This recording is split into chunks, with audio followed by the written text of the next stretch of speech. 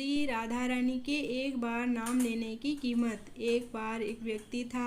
वह एक संत जी के पास गया और कहता है कि संत जी, मेरा एक बेटा है। वो न तो पूजा पाठ करता है और न ही भगवान का नाम लेता है। आप कुछ ऐसा कीजिए कि उसका मन भगवान में लग जाए। संत जी कहते हैं, ठीक है बेटा, एक दिन तू उसे मेरे पास लेकर आ जा। अगले दिन वो व्यक्ति अपने बेटे को लेकर संत जी के पास गया। अब संत जी उसके बेटे से कहते हैं कि बेटा बोल राधे राधे। बेटा कहता है, मैं क्यों कहूँ। संत जी कहते हैं, बेटा बोल राधे राधे। वो इसी तरह से मना करता रहा और अंत तक उसने यही कहा कि मैं क्यों कहूँ राधे राधे। संत जी ने कहा, जब तुम मर जाओगे और यमराज के पास जाओगे तब यमराज तुमसे पूछेंगे कि कभी भगवान का नाम लिया, कोई अच्छा काम किया, तब तुम कह देना कि मैंने जीवन में एक बार श्री राधा रानी के नाम को बोला है, बस एक बार। इतना कहकर वह चले गए। समय व्यतीत हुआ और एक दिन वो मर गया। यमराज के पास पहुंचा। यमराज ने पूछा, कभी कोई अच्छा काम किया है। उसने कहा, हाँ महाराज, मैंने जीवन में एक बार श्री राधा रानी के नाम को बोला है। आप उसकी महिमा बताइए। यमराज सोचने लगे कि एक बार नाम की महिमा क्या होगी, इसका तो मुझे भी नहीं पता है। यमराज बोले, चलो इंद्र के पास, वही बताएंगे। तो वो व्यक्ति बोला, मैं ऐसे नहीं जाऊंगा, पहले पालकी लेकर आओ, उसमें बैठ कर जाऊंगा। यमराज ने सोचा, ये बड़ी मुसीबत है। फिर भी पालकी मंगवाई गई और उसे बिठाया। 4 लोगों को बुलाया गया। वो बोला, यमराज जी, सबसे आगे वाले आदमी को हटाकर उसकी जगह आप लग जाइए। यमराज जी ने ऐसा ही किया। फिर सब मिलकर इंद्र के पास पहुँचे और बोले कि एक बार श्री राधा रानी के नाम लेने की महिमा क्या है। इंद्र बोले, महिमा तो बहुत है, पर क्या है ये मुझे भी नहीं मालूम। बोले कि चलो ब्रह्मा जी को पता होगा, वो ही बताएंगे।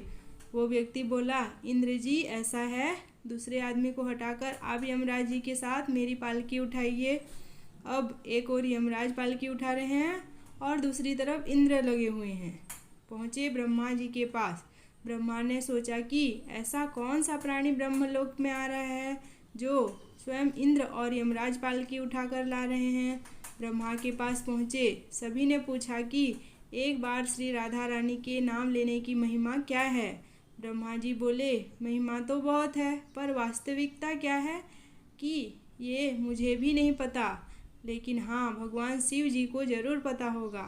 वो व्यक्ति बोला कि तीसरे आदमी को हटाइए और उसकी जगह ब्रह्मा जी आप लग जाइए। अब क्या करते, महिमा तो जाननी थी। अब पालकी के एक ओर यमराज हैं, दूसरी तरफ इंद्र और पीछे ब्रह्मा जी हैं। सब मिलकर भगवान शिव जी के पास गए और भगवान शिव से पूछा कि प्रभु, श्री राधा रानी के नाम की महिमा क्या है।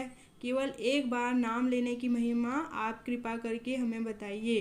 भगवान शिव बोले कि मुझे भी नहीं पता, लेकिन भगवान विष्णु जी को ज़रूर पता होगी। वो व्यक्ति शिव जी से बोला कि अब आप भी पालकी उठाने में लग जाइए। इस प्रकार ब्रह्मा, शिव, यमराज और इंद्र चारों उस व्यक्ति की पालकी उठाने में लग गए और विष्णु जी के लोक में पहुँचे। विष्णु जी से पूछा कि एक बार श्री राधा रानी के नाम लेने की महिमा क्या है।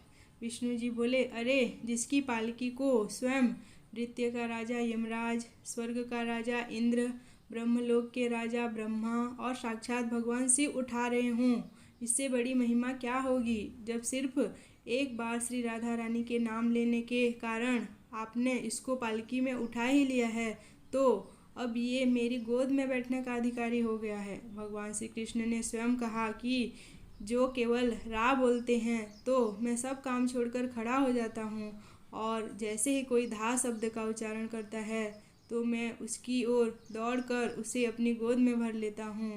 बोलो श्री राधे राधे। दोस्तों, कहानी पसंद आई होगी तो कहानी को लाइक करना, शेयर करना बिल्कुल भी मत भूलिएगा। और चैनल में पहली बार आए हैं तो चैनल को सब्सक्राइब कर लीजिएगा। कहानी सुनने के लिए आपको बहुत बहुत धन्यवाद।